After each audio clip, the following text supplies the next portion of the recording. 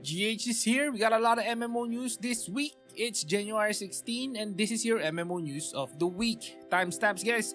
Let's not waste any more time. Let's do this. First up, a day ago, Dungeon Fighter Online or Dungeon and Fighter in other regions got an update called Season 8 Act 8 Fight.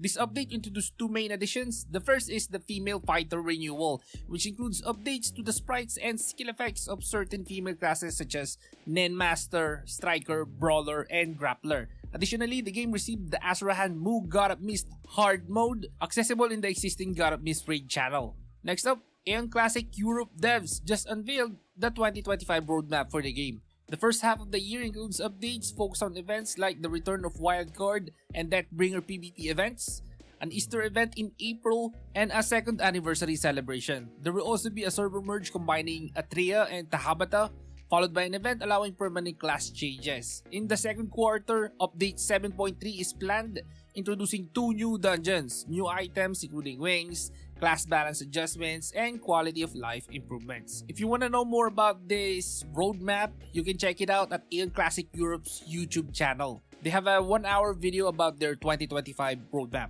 And quick news for World of Warcraft. Plunderstorm returns with new features starting January 14, a day ago. Players can explore new points of interest in the Arati Highlands, including non-elite respawns and horse spawn points for faster movement. Matches now allow choosing drop locations, and offensive and utility spells like Celestial Barrage and Call of Gale Feather has been added alongside balance changes to existing spells. Before jumping into battles, players can spend time in the practice lobby to test spells, customize key bindings, and prepare for the game. And coming up, Fallen Banners and Update 45 is now live on the public test server of Elder Scrolls Online. Okay, so the Elder Scrolls Online has updated its public test server to include the Fallen Banners Dungeon Pack and Update 45 base game patch. This update introduces two new dungeons, refreshed starter zones, the Cyrodiil Champion Test campaign, and various quality of life changes, including adjustments to craft champion points. And just a reminder, players can access the PTS through the launcher settings and immediately test the new dungeons without purchasing them in the Test Ground store. Further details are available in the preview blog and patch notes on the ESO forums. And Dragon Nest news, here's the update. The Machina spin-off Beastia is now available with a specialization in intelligence and high magic attack. Beastia features onslaught skills focusing on mobility and high hit combos, and roar skills for wide area attack. Changes and additions in this update include Fission Maze changes, changes to the beginner's guide, and main quest chapters 1 to 5 rewards, and the Chronicle event, which introduces a level jump feature for new players. And there's also events and cash related updates. And Final Fantasy XI news, here's the update. A new high-tier mission battlefield called the Orbs Radiance is now available in the Sanctorium with no level restrictions, requiring a key obtained from specific NPCs. Ambuscade encounters have been updated, with new foes replacing the previous ones. The related objectives have been adjusted, new items has been added, and there are no system updates, and that's about it. Next news we have is for Digimon Digimon Super Rumble, my bad.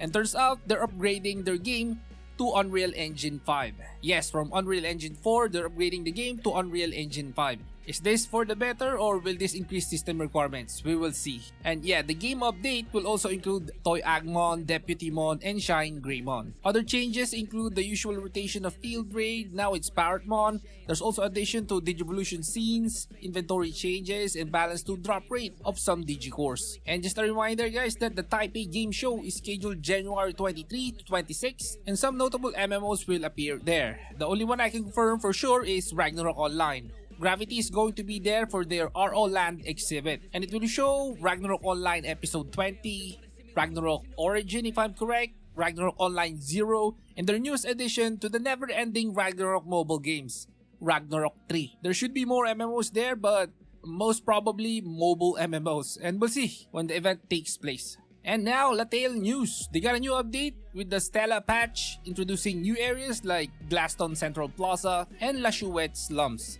Two new instance dungeons, Boundary of the Void and Pleroma, are now available, offering unique items, weapons, and dungeon materials. A new scenario and several quests has been added, with requirements starting at Ascension level 7,800. Additional titles, achievements, and NPCs have been included, and there are changes to difficulty of existing dungeons. New weapons and special equipment such as Annihilation and Remembrance weapons have been added, along with combined accessory and armor sets. And since December is over, I think it's time for Undecember news. The January 9 update introduces the Trials of Power season with season mode, where players can either create a new character or use reversion, resetting the character's level and items. Hardcore mode adds a challenge with only 3 lives and higher rewards, with normal mode offers a more flexible experience. The update also includes a new area, Jiva, with new monsters, improved episode 1 quest rewards, and changes to the Chaos Dungeon. Additionally, a new arena feature lets players summon boss monsters for higher rewards, including exclusive gear. More details are available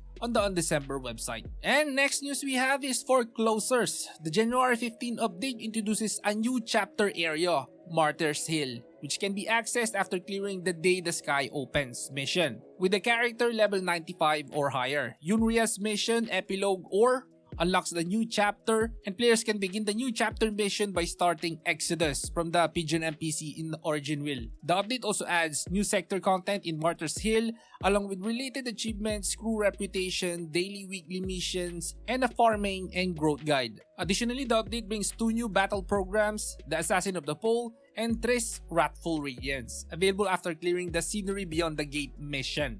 These programs offer rewards such as Assassin Bug Lump and Dragon Hatching Bug Lump for crafting new module gear. And next up, according to this, Valofi is excited to announce the NAEU server merge of Riders of Icarus, the Velsaroth server and the Teleo server. They should have done this a long time ago, because for a game with not so much players, they got too many servers. And next news we have is WeMade, the developer of the MMO Mir 5, is claiming to have the world's first AI boss powered by Nvidia ACE. This means it's different from traditional scripted encounters. It's going to learn and be more annoying if what they're saying is true. You can check out this video in WeMade Global's YouTube channel. Next news is for Astrologer or Twin Saga. They increased the level cap to level 95, increased the Senshi level cap to 95, and added new areas, Desert Exile and Sunless Forest. And Mabinogi is back for its part 2 of its Astrologer update, Stella Reunion update. The Fate Astrologer talent has been introduced along with 5 new Fate Astrologer skills added to the Astrology skill tab. Fate Astrologer related items, titles, journal achievements, and Grandmaster quest are also now available. Additional details can be found on the dedicated microsite, and for those who have completed the Astrologer Part 1 scenario quest up to Astrologer, the workings of the Stellar Citadel, the Astrology scenario quest Part 2 is now available.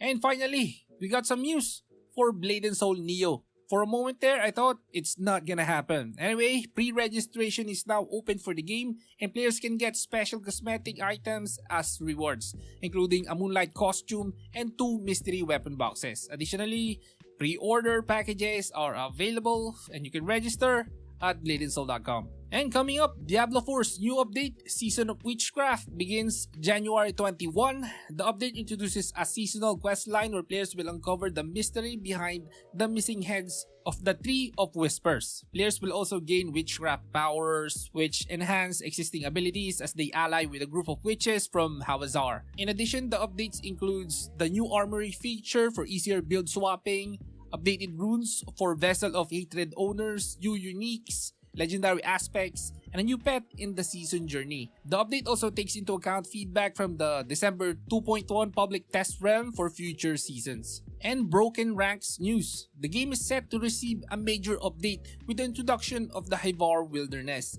a new fireteam land. The update, arriving on January 14, a day ago, brings new content including a dynamic event, orders, daily quest, and a boss instance. The Hvar Desolation area will feature new enemies such as champions, elites, and various creatures like Scori and Unquenchable Warriors. Players can access the area from the Demorder Garrison with a suggested level range for the new instance between 90 to 130 for adventure mode and 120 to 140 for challenge mode. The update also includes new rare items like the World Splitter Axe and Scorn Axis Breezers. Additionally, a 2-level world map will allow players to switch to a separate Talia map. A new quest, Flame Shadow, is available for players level 90 and above, and in the update blog that they got, it teases further development for 2025 with plans to share more details soon. And leave a like before you go, guys. This is Gaming Hardcore. See you in the next one.